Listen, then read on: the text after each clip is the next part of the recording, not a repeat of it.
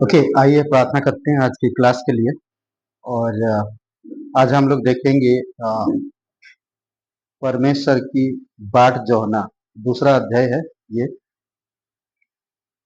पहला अध्याय हम लोग परमेश्वर से हर सुबह मुलाकात करना वो कंप्लीट किए, उसमें 2 भाग में। और आज हम लोग देखेंगे परमेश्वर की बाट जोहना। आइए प्रार्थना करते हैं। पिता परमेश्वर प्रभु यीशु, हम धन्यवाद देते हैं, आपकी महिमा करते हैं। आप पवित्र, आप सिद्ध है, आप हर एक चीज सिखाते और बल और शक्ति देते हैं। तू राजाओं का राजा है। तो अपने लोगों को जानता और उन्हें सही समय पर ज्ञान, समझ और बुद्धि से अगुवाई करता है। तू हमारी मार्गदर्शक है और तू हमें अगुवाई कर। धन्यवाद देते हैं, यीशु मसीह के नाम से मांगते हैं, आमीन। ओके, परमेश्वर की बाट जो है ना, ठीक है। पिछले सप्ताह की मैं जो क्लास है उसका मैं नोट्स और जो गृह कार्य है वो मैं आप लोगों को दे दूंगा और अगली हफ्ता, तो आप लोग उसको करिएगा, ठीक है। ओके, उसमें 4-5 प्रश्न होगा और उत्तर उसका लिखना आपको, जो भी नोट्स मिलेगा उसी नोट से। और फिर फिल इन द ब्लैंक्स होगा। नोट्स पढ़िए और फिल करिए, ठीक है। तो इजी है, ज़्यादा बहुत हार्ड नहीं होगा। परमेश्वर की बात जो है ना, स्टीवेंस स्कूल ऑफ बाइबल में डॉक्टर कार्ल स्टीवेंस द्वारा प्रचार किए गए संदेश से ली गई यह पुस्तक ना, जो एक पुस्तक उन्होंने उनके संदेश में से लिया गया है। तो ये जो आज हम लोग सीखेंगे, और इसमें उन्होंने किस तरह से परमेश्वर की बाट जोहने के ऊपर बात करता है।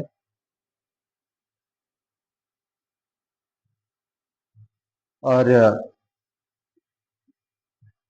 पुस्तिका इस तथ्य की चर्चा करती है कि जब मसीह विश्वासी के जीवन में कुछ भी होता हुआ नहीं महसूस होता, तब पर अक्सर वे निराश हो जाते हैं। करेक्ट। कई बार हम लोग के जीवन में अगर कुछ हो नहीं रहा तो कई बार हम लोग निराश होते हैं। कुछ हो नहीं रहा, जा रहे हैं आ रहे हैं, जा रहे हैं आ रहे हैं, बस कुछ हो नहीं रहा, यही सोचते रहते हैं और हम लोग फिर निराश होते हैं। जब उनकी प्रार्थना के तुरंत उत्तर नहीं मिलते तो वे चिंतित हो जाते हैं। आ, सोच समझ कर लगातार हम लोग देख सकते ऐसाया का 40 और 41 का प्रयोग किया गया, क्योंकि 40 का 41 ऐसाया, क्योंकि यह पंक्ति स्पष्ट रूप से दिखाती है कि विश्वासी बस परमेश्वर की बाट जोहने के सिद्धांत को सीखने के द्वारा क्या हासिल कर सकता है। सिर्फ हमें बाट जोहना, ये वचन बता रहा। तो हम लोग क्या मिल सकता है हमें। बाट जोहने का मतलब दूसरे शब्दों में इंतजार करना ना, वेट करना। कई बार हम लोग वेट नहीं करते। जब इंसान वेट करना होता तो कई बार फ्रस्ट्रेट होता, सारी चिंताएं होती, परेशानियां आती है, इसी वजह से वो रुक नहीं पाता, लेट हो रहा, टाइम जा रहा ना, कई सारे विचार आता उनके माइंड में। तो विश्वासी लोगों के जीवन में भी क्या, जब हम इंतजार करते या वेट करते या बाट जो होते हैं, तो क्या ऐसा परिस्थितियां आ सकती है। तो उसमें हम लोग आज चर्चा करेंगे या उसके विषय में हम लोग बात करेंगे। ओके, परमेश्वर की बाट जो होना, ऐसा कभी नहीं होता जब विश्वासी कुछ होने का इंतजार कर रहे हो। कुछ होने का इंतजार कर रहे, इंतजार ना कर रही हो, कोई ना कोई तो हमेशा होता है जिसे वे चाहते हैं कि वह कल की मसीह को ग्रहण कर ले, कल ही मसीह को ग्रहण कर ले। वे अगले हफ्ता तक इंतजार नहीं करना चाहते। कई बार हम लोग सोचते हैं कि आज हम प्रार्थना किया तो आज आज ही हमें सब कुछ मिल जाए, कल की या एक सप्ताह की इंतजार करने की जरूरत नहीं है। कभी कभी होता नहीं है सब चीजें कि हम लोग प्रार्थना किए और अभी इतना दिनों तक सीखना, 4 साल बाइबल स्कूल, इतना बड़े बड़े क्रेडिट लेना, फिर सीखना, ये बहुत भारी पड़ेगा हम लोग। हम लोग सोचते हैं भाई तुरंत के तुरंत होना चाहिए हर चीज। कई बार होता ही है ना, बट इसमें अगले सप्ताह तक इंतजार नहीं करता। कोई होता है जिनकी वे चंगाई चाहते वे अगले महीने तक नहीं रुकना चाहते। जब कोई कुछ वादा करता है तब उन्हें चाहिए कि वह वादा तुरंत पूरा हो। इस तरह की सोच विश्वासियों में भी कुंठा, चिंता और व्याकुलता पैदा कर सकती है। ओके, ऐसे ऐसे हालात ये चीजें पैदा कर सकता है विश्वासियों के बीच में कुंठा, चिंता और व्याकुलता पैदा कर सकती है। चिंता को उस मजदूर करने वाली भावना से समझाया जा सकता है जो परमेश्वर के अनुग्रह से भटक जाने के माध्यम से आती है। कई बार होता है हम परमेश्वर की योजना से या परमेश्वर के अनुग्रह की भरपूरी से हम लोग भटक सकते हैं। ये बातें उन विश्वासियों के लिए विश्वासों की विशेषता हो जाती है क्योंकि ऐसा यह 40 और वचन 41 के वादे का गलत अर्थ लगा लेते हैं। परंतु जो यहोवा की बाट जोहते हैं वे नया बल प्राप्त करते जाएंगे। वे उकाबों की नाई उड़ेंगे, वे दौड़ेंगे और श्रमित ना होंगे, थकेंगे चलेंगे पर थकित ना होंगे। जो मसीह विश्वास की व्यवस्था का अनुभव नहीं करता, जो मसीह यानी कि एक अगर बिलीवर विश्वास की व्यवस्था का अनुभव नहीं करता तो क्या होता उसके अंदर। ओके, एक वचन पढ़िए, आयुब का 3 अध्याय 25 और 26 वचन। आयुब 3 अध्याय 25 और 26।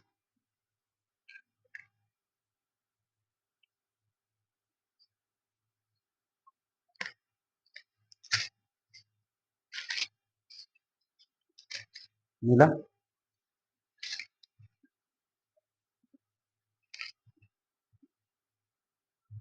जिस बात से मैं डरता हूँ वही मुझ पर आ पड़ती है, और जिस डरावनी बात से मैं भय खाता हूँ वही मुझ पर आ जाती है। मुझे न चैन न शांति और न विश्राम मिलता है, परंतु कुछ दुख मुझ पर आ पड़ा। ओके, तो जो विश्वास को समझना होगा और विश्वास के जीवन का जो विश्वासी का विश्वास के अनुभव को समझना होगा। इसमें कहता वर्णित डर की व्यवस्था में रहा होता। डर की व्यवस्था, अगर एक विश्वासी है तो वो डर की व्यवस्था में नहीं रहना चाहिए। उसके जीवन में डर होना नहीं चाहिए, डर की व्यवस्था नहीं होना चाहिए। जब उसका जीवन विश्वास की व्यवस्था से संचालित किया जाता है तो वह मानता है कि जैसा लिखा है वैसा ही होगा। ओके, अगर मैं एक विश्वासी हूं, अगर मेरे अंदर डर है तो फिर मैं वचन के अनुसार नहीं जी पाऊंगा, क्योंकि कई बार वचन हमें स्थिर करने के लिए हमारे विश्वास की व्यवस्था में चलने के लिए कहता। पर अगर हम डर की व्यवस्था में चलते हैं तो हम फिर सक्सेस नहीं हो पाएंगे। वह जानता है कि जैसे होने के लिए परमेश्वर ने कहा है वैसा ही होगा। उसके जीवन के जिस भी क्षेत्र में यीशु मसीह में भरोसे के साथ परमेश्वर के अनुग्रह से विश्वास कार्य नहीं करता, उसमें डर काबू कर लेता है ना। परमेश्वर पे भरोसा जब हम नहीं करते या अनुग्रह में हम जब नहीं रहते तो हमारे अंदर एक डर होता है। विश्वास यानी कि भरोसा और परमेश्वर की अनुग्रह पर भरोसा, ये हमारे लिए बहुत मूल्यवान है। अगर हम इन चीजों में परमेश्वर की अनुग्रह से विश्वास कार्य नहीं करता है तो उसे डर काबू कर लेता है। हमारा उद्धार कैसे हुआ? अनुग्रह से विश्वास के द्वारा, करेक्ट। और तिमोथियुस की किताब में भी बात करता है, 2 तिमोथियुस 1:7 आई थिंक, देखिए हमारे अंदर डर की आत्मा नहीं है, भय की आत्मा नहीं, बल्कि प्रेम और संयम की और साहस की आत्मा, ऐसा कुछ है। ओके, कोई विश्वासी है जो अनजाने में डर की व्यवस्था में जीते हैं। बहुत सारे ऐसे विश्वासी है अनजाने में डर की व्यवस्था में जीते हैं, और वो डर की व्यवस्था उनको विश्वास में बढ़ने नहीं देता, क्योंकि वे परिभाषित नहीं करते इसे परिभाषित नहीं करते।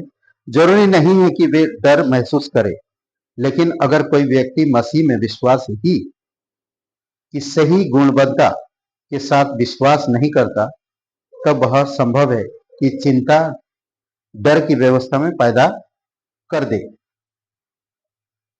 अगर हम विश्वास की सही गुणवत्ता में या विश्वास के साथ नहीं जीवन बिता रहे हैं, करेक्ट, तो फिर वो इंसान डर की व्यवस्था में या चिंता में जिएगा। डर एक व्यक्ति द्वारा सत्य को आंतरिक बनाने की बजाय सिर्फ ज्ञान की बात बनाकर छोड़ देता है। ये भी सही पॉइंट है, नहीं? डर अगर हमारे अंदर है, डर एक व्यक्ति के द्वारा सत्य से उनको सत्य से अलग रखता है, ज्ञान में उनको बढ़ाता है। ज्ञान में रहो, सच्चाई उतना गहराई में जाने की जरूरत नहीं। वह संदेशों को सुन तो सकता है, पर वचन को व्यवहारिक में उपयोग लाने में असफल होता है। वचन सुनते, संदेश सुनते, बाइबल पढ़ते हैं, पर जो पढ़ते हैं और सुनते हैं उनको अपने व्यक्तिगत जीवन में, व्यवहार में नहीं ला पाते। तो कारण उनके अंदर डर की व्यवस्था में वो जी रहे हैं। कई विश्वासी हैं जो किसी प्रत्यक्ष पाप में तो नहीं, लेकिन डर की व्यवस्था में जीते हैं। कई बार लोगों को लगता है कि मैं पाप में है, पर पाप में वो नहीं जी रहे हैं, बल्कि डर की व्यवस्था में जी रहे हैं।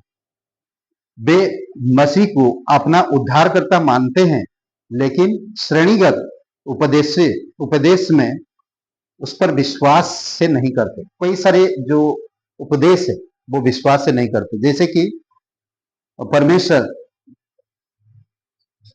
परमेश्वर के प्रत्येक वचन से नहीं जीते। करेक्ट, परमेश्वर के प्रत्येक वचन से वो नहीं जीते हैं। किसे मती का 4:4 में क्या कहता है, याद होएगा ना? क्या बोलता है, आपको याद है? मती 4:4 नहीं याद? याद करो आज जाके।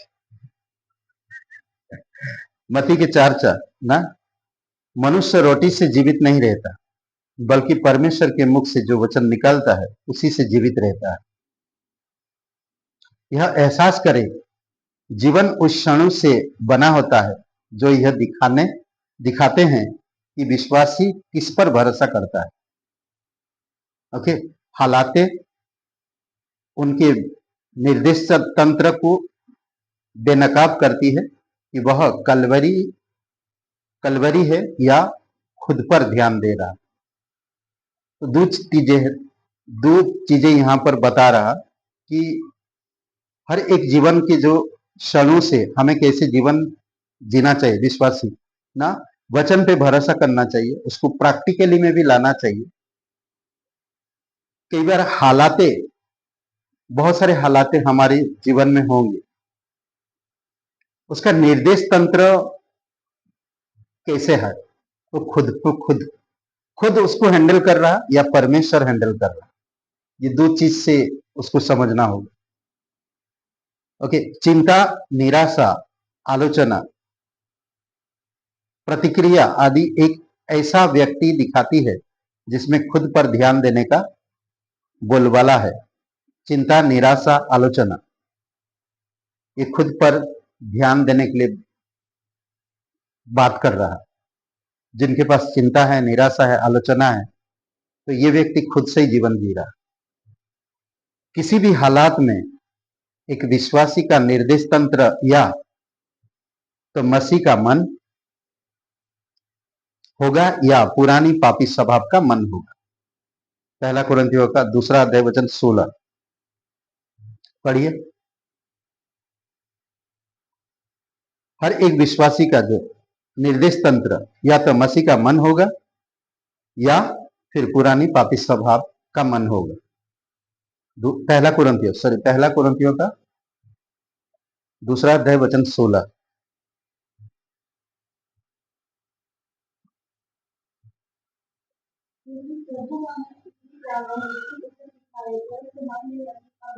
ओके, हम में तो किसका मन है?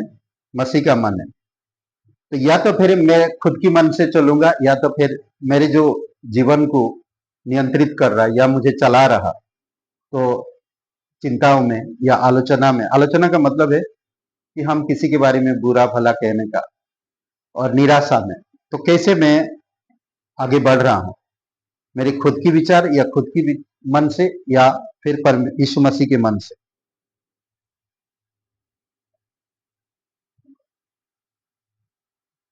वह उसे यह परमेश्वर ऐसे हालातें लेकर आता है जो विश्वासी का उस पर भरोसा करने के कारण बने। कभी कभी हमारी हालात ऐसा ले आएगा परमेश्वर कि हम ऐसे परिस्थिति में हम ज्यादा से ज्यादा किस पर भरोसा करें, परमेश्वर पर ना। वह उसे उस यह सिखाना चाहता कि उसे परिस्थितियों की परवाह किए बिना जयवंत होकर कैसे जीना है। समझ रहे हैं, ये सिखा रहा। कई बार हम लोग चिंताएं आएगा हमारे जीवन में, फाइनेंस का हो सकता है, हमारी जीवन की निराशापन, कई सारे, और कई बार आपको कई सारे लोग आलोचना भी करेंगे, बुरा बुरा भला कहेंगे, तो आपको निर्णय लेना होगा कि आप परमेश्वर के मन में चल रहे हो या अपनी खुद की मन में। भजन संहिता 69 और वचन 17 पढ़िए।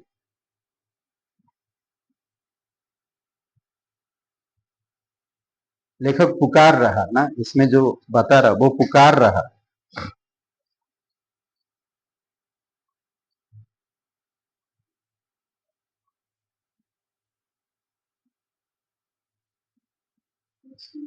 69 का 17।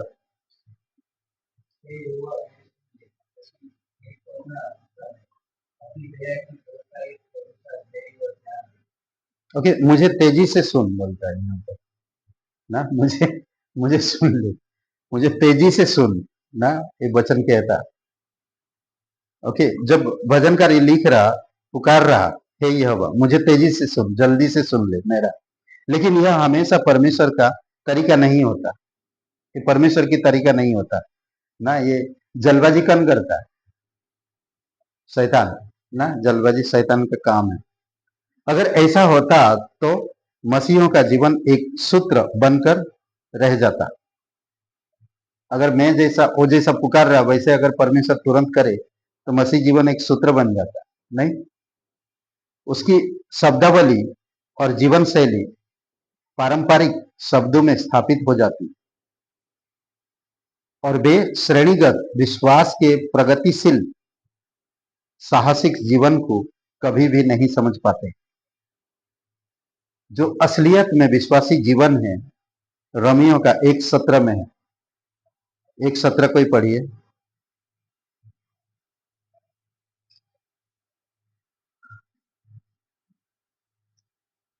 1:17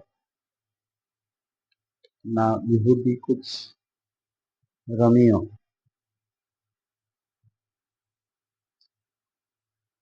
क्योंकि उसमें परमेश्वर की धार्मिकता विश्वास से और विश्वास से प्रकट होती है। जैसा कि लिखा है, विश्वास में जुड़ रहेगा। ओके, विश्वास को बल दिया है। अगर परमेश्वर की बात जोड़ना है तो आपको विश्वास का जीवन जीना, डर चिंता हालातों में अपने मन को विचलित नहीं करना या भ्रमित नहीं करना। ओके, परमेश्वर आपकी बातें नहीं सुनेगा। कई बार आप जल्दबाजी करोगे, कुछ परिस्थिति आएगा ऐसा, आप जल्दबाजी से पुकार रहे हो परमेश्वर, और परमेश्वर अपने समय पर काम करेगा। तो हमें वो समझने की जरूरत है। ओके, बाट जोहना आशा करना होता है, बाट जोहना आशा करना होता है।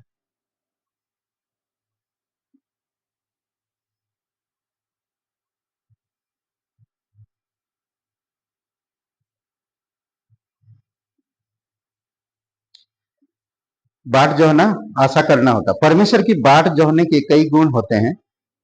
बाट जोहने का मतलब है परमेश्वर की मदद की उम्मीद, परमेश्वर की मदद की उम्मीद करना।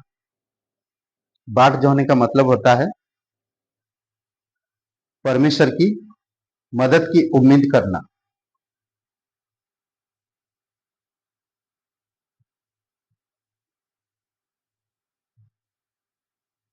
इनमें कभी भी निष्क्रियता निहित नहीं होती है। निष्क्रियता मतलब इनमें कभी भी निष्क्रियता निहित नहीं होती है। मतलब कि नहीं मिलेगा बोल के ऐसा कभी नहीं होना चाहिए ना। निष्क्रियता मतलब इतना दिनों से मांगा अभी तक कुछ हुआ नहीं ना, मैं इंतजार अभी भी कर रहा हूँ, उम्मीद लगाए हुए, उम्मीद छोड़ा नहीं ना, आशा लगाए आज नहीं तो कल मिलेगी। सोचिए, करेक्ट। आज कितनी तकलीफ में लोगों को विश्वासी गुजरते हैं, कई बार झूठे आरोप लगाया जाता है। हाँ, कई परिस्थितियों से गुजरते हैं वो लोग, पर उम्मीद नहीं छोड़ते ना।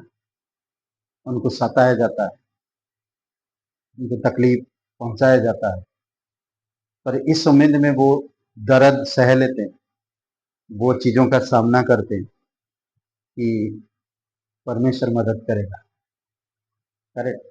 निष्क्रियता, कई बार वो लोग कुछ नहीं कर पा रहे और कुछ भी नहीं हो रहा जीवन में, सिर्फ उम्मीद लगाए हुए और कुछ नहीं उसके सिवाय। ओके। मान लो कि कहता है कोई किसान कहता है, मैं इस बसंत में खेती नहीं करने जा रहा हूं। इस बसंत में एक किसान कह रहा, मैं इस खेती इस सॉरी मैं इस बसंत में खेती करने नहीं जा रहा हूं। मैं बस परमेश्वर की बाट जहूंगा और खेत देखूंगा कि क्या होता है। ओके। इसका क्या मतलब है? मैं खेती करने नहीं जाऊंगा, तो सिर्फ मैं इंतजार करूंगा, तो खेती बनेगा क्या? मैं बस परमेश्वर की बाट जाऊंगा और देखूंगा कि क्या होता है। उसने बीज नहीं बोया, उसने कहा मैं बस फसलों के आने के लिए परमेश्वर पर भरोसा करने जा रहा हूं। ये सही है।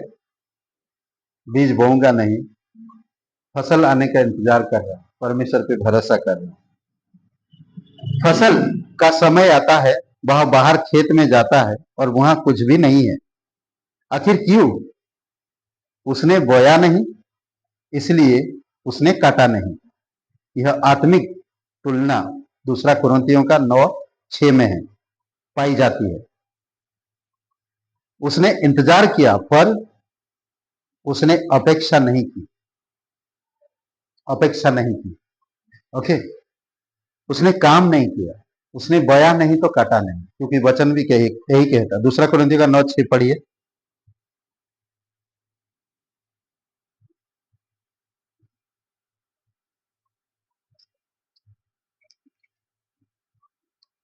9:6 क्या लिखा? अब मैं कहता हूँ कि जो थोड़ा बोलेगा वो थोड़ा ही काटेगा, और जो अधिक बोलेगा वो अधिक काटेगा। बस। अब उसने बोया ही नहीं तो उम्मीद लगाए तो कैसे काटेगा?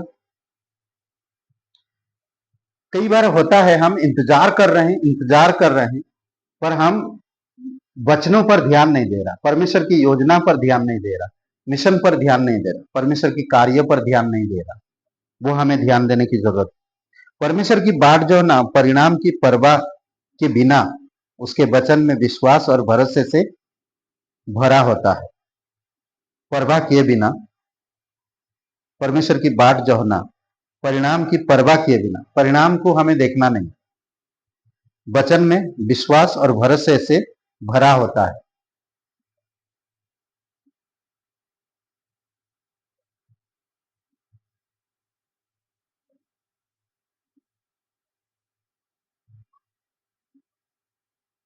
ओके। जो विश्वासी धैर्य पूर्वक आशा के साथ बाट जोहते हैं, वे परमेश्वर के चरित्र पर अपना भरोसा प्रकट करते हैं ना। धैर्य के साथ जो विश्वासी धैर्य के साथ आशा रखते हैं, वो लोग परमेश्वर की काम कर रहे हैं, परमेश्वर की योजना में चल रहे हैं और आशा भी रखे हुए हैं। कई बार उनके जीवन में बहुत सारी चीजें नहीं हो पा रहा, जैसा वो चाहते कई बार नहीं हो पा रहा, फिर भी वो लगे हुए हैं ना, धैर्य के साथ लगे हुए हैं। आज नहीं तो कल होगा। इंतजार करने के द्वारा वे अपने मनों को उसके विचारों के साथ आदान प्रदान करते हैं, उसके विचार के साथ चलते हैं, लेन देन, प्रार्थना, सिखाना, समझाना, आदान प्रदान करते हैं। वे नई बनाए जाते हैं, वे मजबूत किए जाते हैं, वे भरे जा रहे होते हैं, वे अपनी इंसानी कमजोरियों के बावजूद और अधिक सक्षम और अपने विश्वास में निर्भीक होते जाते हैं। ओके, जब कई सारी चीजें आएगा ना, करने की भी बोलते ना, कभी कभी आपके पास कुछ करने का क्षमता भी नहीं है, तब भी वो कर रहे हैं, तो वो लोग क्या होएगा, वो बढ़ेंगे ना, और वो लोग परमेश्वर की मजबूती के साथ नया बन रहे हैं, मजबूत किए जा रहे हैं, भरे जा रहे हैं। इंसानी कमजोरी उनके होने के बावजूद भी कई सारी कमजोरियां उनके जीवन में है, और फिर अधिक सक्षम और विश्वास में निर्भीक होते जा रहे हैं। ओके, वचन वचन बाट जोहने के लिए पुरस्कार का वादा करता है। वचन जो है, जो लोग बाट जो होते हैं, वो पुरस्कार यानी कि क्या बोलते हैं, गिफ्ट देने के लिए तैयार है। प्रेरितों के काम पहला अध्याय वचन 4 में यीशु ने अपने चेलों से यरूशलेम जाने और पिता की उस प्रतिज्ञा के पूरे होने की बाट जोहने के लिए कहा ना, जो वादा किया था, प्रतिज्ञा किया था, उसमें तुम बने रहो, रुको। उन्होंने वही किया जो उसने कहा था, और प्रेरितों के काम 2 और वचन 4 में उन्होंने पवित्र आत्मा ग्रहण किया। वहां पर इंतजार किया पहले अध्याय में, यहां पर ग्रहण किया। अगर इंतजार नहीं करते तो शायद वो भी नहीं मिलता। भजन संहिता 91 वचन 1 में कहता है, जो परम प्रधान के छाए हुए स्थान में बैठा रहे, वह सर्वशक्तिमान की छाया में ठिकाना पाएगा। बैठा रहने का मतलब है आशा के साथ आराम करते हुए बाट जोना, आशा के साथ आराम करते हुए बाट जोना। ओके, और यह न 15:7 में, यदि तुम मुझ में बने रहो और मेरी बातें तुम में बने रहे, तो जो चाहो मांगो वो तुम्हारे लिए हो जाए। नीति वचन का 27 और वचन 18 में मसीहियों को बताया गया है कि जो अपने स्वामी की सेवा करता है उसकी महिमा होती है, अपनी स्वामी की सेवा करता है उसकी महिमा होती है। मूसा और इजराइल के लोग लाल समुद्र पर पहुंचे और परमेश्वर ने उनसे कहा, डरो मत, खड़े खड़े वह उद्धार का काम देखो। निर्गमन 14:13। मूसा ने आश्वस्त उम्मीद के साथ परमेश्वर की बाट जोही, और परमेश्वर ने मिस्र से इजराइल देश को बचाने के लिए पानी को विभाजित किया। मिस्र की सेना से लोगों को बचाने के लिए पानी को 2 भाग कर दिया। ओके, अपने आप को दिखाने से पहले खुद को छिपाओ। समझ रहे हैं? इसमें एक सिंपल सा शब्द है, अपने आप को दिखाने से पहले खुद को छिपाओ।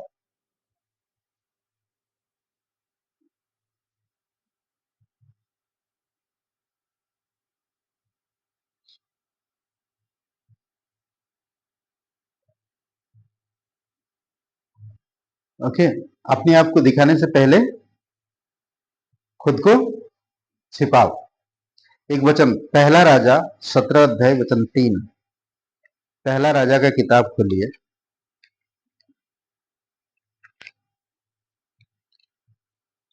सत्रह अध्याय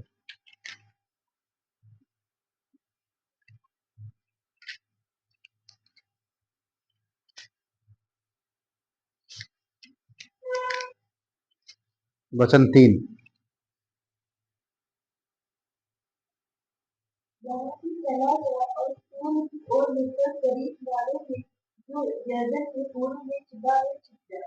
ओके, छिपने के लिए कह रहा, कुछ दिखाने के लिए नहीं बल्कि छिपने के लिए कह रहा। ओके, इसमें कहता है कि यहां से चलकर पूरब और मुख करके करीत नाम नाले में जो इर्दन के सामने है छिप जा। कई लोग परमेश्वर के साथ निजी व्यक्तिगत संगति के बिना उसका काम करने का प्रयास करते हैं। ओके, कई लोग परमेश्वर के साथ निजी व्यक्तिगत समय नहीं बिताते ना, परमेश्वर के साथ खुद पर्सनल समय ना देने से या परमेश्वर की इच्छा अनुसार नहीं चल। अभी सोचिए इसको, अगर मैं कहूं योना योना अपने आप को छुपाया, खुद खुद उसने छुपाया, तो परमेश्वर उसको ढूंढ निकाला। परमेश्वर एलिया को छिपने के लिए कहता, हाँ, तो काम करने का प्रयास करते हैं। कई बार हम अपनी तरीके से काम करने का प्रयास करते हैं, पर परमेश्वर की संगति के बिना हम वो काम सफल नहीं कर पाएंगे। एलिया मसीह जैसा कि दुख सुख भोगी मनुष्य था। याकूब का 5वां अध्याय और वचन 17 में एलिया दुख सुख मनुष्य हर एक विश्वासी की जैसा हमारी तरह था। उसकी मुसीबतें वैसे ही थी जैसे आज विश्वासियों की होती है। पहला राजा 17 और वचन 3 में एलिया ने इन भावनाओं से खुद को दूर किया। उसने परमेश्वर की बाट जोहने में समय बिताया जैसा परमेश्वर ने कहा। फिर हम 18 अध्याय में देखते हैं, 18 अध्याय वचन 1 में, ठीक है, बहुत दिनों के बाद तीसरे वर्ष में एलिया का यह वचन एलिया के पास पहुंचा। जाकर अपने आप को अहाब को दिखा और मैं भूमि पर मेह बरसाऊं। अद्भुत है, करेक्ट। अब कहता है परमेश्वर ने उसे खुद को दिखाने के लिए कहा। पहले 17 अध्याय में खुद को छिपाने के लिए कहा, अब वो खुद को दिखाने के लिए कहता है। पहला राजा के इसी अध्याय में एलिया कर्मेल पर्वत के ऊपर गया और परमेश्वर ने बाल के 450 नबियों के खिलाफ पराक्रम से उसे इस्तेमाल किया। प्रभु की आग एलिया की बल प्रभु की आग एलिया की बलि पर उतरी। आप अगर पढ़ते हैं तो उसमें बताया गया ना कि वो लोग 450 लोग पुकारे हैं अपनी देवता को, मगर कोई आया नहीं। पर जब एलिया बोला पानी डाल दो, सब कुछ कर दो, और फिर परमेश्वर से कहा, हे अब्राहिम का परमेश्वर, हे इसहाक का परमेश्वर, हे याकूब का परमेश्वर, तब वो आग उतरा और सबको जला के राख कर दिया। तब 450 लोगों को मार दिया गया। ओके, प्रभु की आग एलिया की बलि पर उतरी और परमेश्वर की महिमा हुई। यह एक खूबसूरत विजय थी। लेकिन यह दिलचस्प है कि पहला राजा 19 में एलिया को यह संदेश मिला कि एजिबेल उसका पीछा कर रही थी। तो आप 19 अध्याय में बताओ, 19 अध्याय में क्या होता जानते हैं? जब देखा कि अहाब का पत्नी एजिबेल उसका पीछा कर रही है, इस बार वह खुद को छिपाने और परमेश्वर की बाट जोड़ने की बजाय झाओं के पेड़ की ओर भागा और अपनी मौत की विनती किया। सोचो, एक जगह पे, दोनों जगह पे परमेश्वर की इच्छा अनुसार काम किया, पर जीत हासिल किया, विजय हासिल किया। पर 19 अध्याय में हम देखते कि वो अपनी विचार चालू की ना, परमेश्वर की बाट जोड़ना या परमेश्वर से पूछना नहीं समझ। पर क्या हुआ नतीजा? उसने अपनी मृत्यु मांग रहा, उसने परमेश्वर की बाट नहीं जोहा। ओके, वचन 4 में, 19 अध्याय वचन 4 में कहता है, परंतु वह स्वयं जंगल में एक दिन के मार्ग पर जाकर एक झाव के पेड़ के तले बैठ गया। वहां उसने यह कहकर अपनी मृत्यु मांगी, हे यहोवा, बस है, अब मेरा प्राण ले ले, क्योंकि मैं अपनी पुरखाओं से अच्छा नहीं हूं। मसीहों को धैर्यपूर्वक परमेश्वर की बाट जोहते हुए उनके मानसिक रवैये में लगातार अटल बने रहने की जरूरत है। हमें हमेशा अटल बने रहने की जरूरत है। ओके, एक बात है, बाट जोहना प्रशिक्षण है। प्रशिक्षण प्रशिक्षण है बाट जोहने। ओके, नीति वचन 22 का 6 पढ़िए। बाट जोहना प्रशिक्षण है। नीति वचन 22 और वचन 6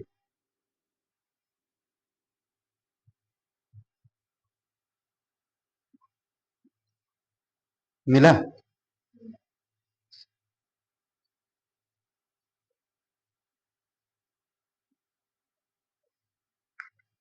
बच्चे को उसी बात की शिक्षा दे जिसमें उसे चलना है और वह बुढ़ापे में उसे नहीं हटेगा, इससे नहीं हटेगा। ओके, बुढ़ापे तक लड़के को उस शिक्षा उसी मार्ग में दे जिसमें उसको चलना चाहिए और वह बुढ़ापे भी उससे ना हटेगा। अपनी संतानों को प्रशिक्षित करना परमेश्वर की जिम्मेदारी है। ओके, हम लोग जब यीशु मसीह पर विश्वास करते हैं, हम परमेश्वर की संतान होते हैं और परमेश्वर हमें सिखाना चाहता है, परमेश्वर हमें बताना चाहता है, हमें अशिक्षित नहीं रखना चाहता, शिक्षित बनाना चाहता। परमेश्वर की बाट जो है ना, विश्वासियों को परख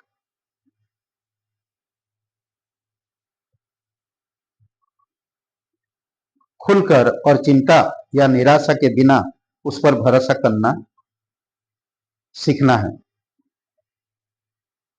ना परख खुलकर और चिंता या निराशा के बिना उस पर भरोसा रखना होगा हर एक विश्वासी को। वे बाट जोहते हैं और वे नया बल पाते हैं। बाट जोहना नया बल प्राप्त करना है, करेक्ट। ऐसा या 40-41 में 31 में 40 का 31, इसका मतलब यह है कि परमेश्वर उनकी पुरानी पापी स्वभाव पर निर्भरता को नष्ट कर देता है और एक नया ऊर्जा स्रोत देता है। वह उन्हें बल की एक स्थिति से दूसरी स्थिति में ले जाता है। अभी एक बच्चा बोलेगा मैं बच्चा ही रहूंगा, कभी मैं बढ़ूंगा नहीं, तो वो बल और कोई भी उससे कोई चीज और कोई कुछ बोल भी नहीं सकता। नहीं, परमेश्वर हमें चाहता कि बल के ऊपर बल हम प्राप्त करते जाए। ओके, 3 पॉइंट से इसमें जो हम देख सकते परमेश्वर करता। परमेश्वर आदम की मानसिक थकावट को समाप्त करता है।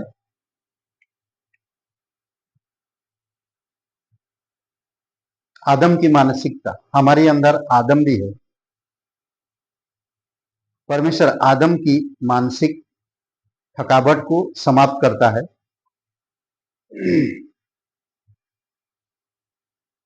दूसरा पॉइंट, वह पुराने मनुष्य का नकारात्मकता का रवैया खत्म करता है। नकारात्मक जो रवैया है खत्म करता है।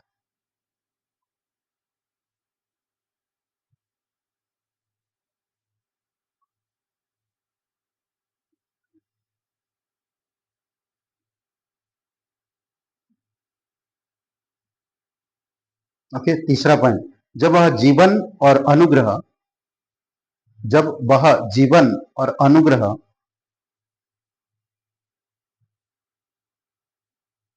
के वचनों के माध्यम से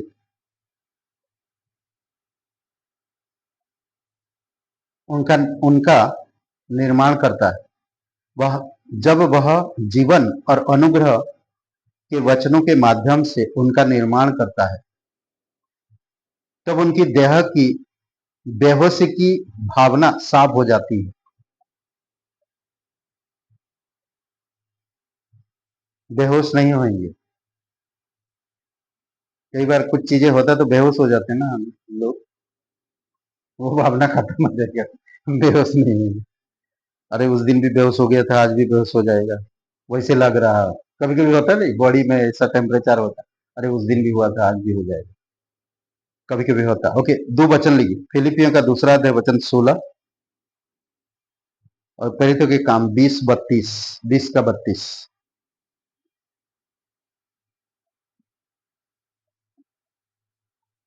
ओके,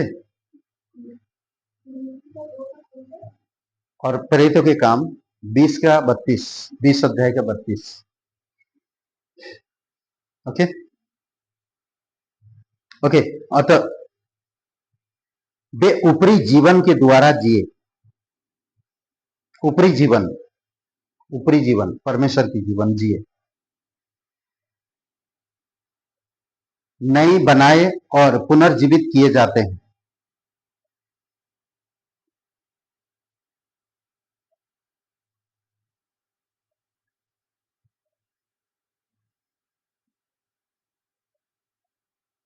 ओके, परमेश्वर बाट जोड़ने की प्रक्रिया के माध्यम से उनका प्रशिक्षण करता है।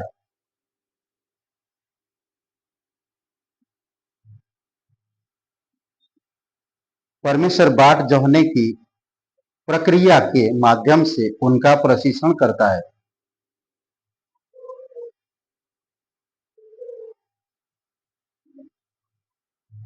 ताकि वे उब ना जाए,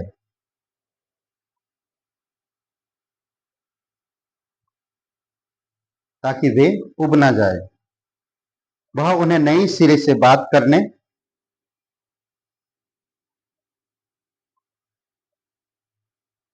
वह उन्हें नई नई नई सिरे से बात करने, सोचने,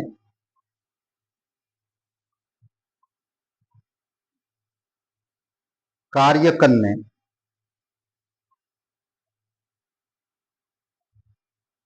और सहन करने के लिए नई ताकत देना चाहता है।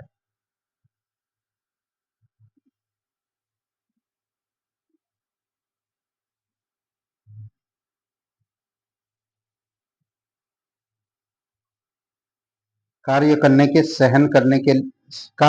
और सहन करने के लिए नई ताकत देना चाहता है। ठीक है। ओके, शक्ति का इब्रानी भाषा में कवाच कोवाच शब्द है। कोवाच इब्रानी में शक्ति का।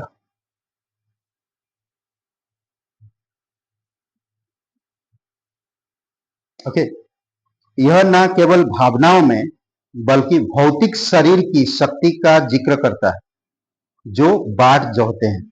उन्हें परमेश्वर विशेष ऊर्जा प्रदान करता है। अद्भुत है। कवाच शक्ति का इब्रानी भाषा में। ओके, यह न केवल भावनाओं में बल्कि भौतिक शरीर की शक्ति का जिक्र करता है जो बाट जोहते हैं। उन्हें परमेश्वर विशेष ऊर्जा प्रदान करता है। ओके, सोमवार को हम लोग बात करेंगे, यहीं पर रखते हैं, उकाबों की नाई उड़ना। ठीक है, सोमवार को हम लोग बात करेंगे उकाबों की नाई उड़ना। ठीक है। पिता परमेश्वर, हम धन्यवाद देते हैं, आपकी स्तुति महिमा करते हैं। स्वर्ग और पृथ्वी बनाने वाला पिता, तेरे जय जयकार और महिमा करते। तू राजाओं का राजा, तू प्रभुओं का प्रभु, जीवित और पराक्रमी परमेश्वर, धन्यवाद देते। प्रत्येक स्टूडेंट को अगुवाई करो, अभिषेक करो, तेरी आत्मा के द्वारा मार्गदर्शन करो। शारीरिक ऊर्जा और भीतरी ऊर्जा में आप बढ़ाओ पिता, धन्यवाद देते यीशु मसीह के नाम से मांगते, आमीन।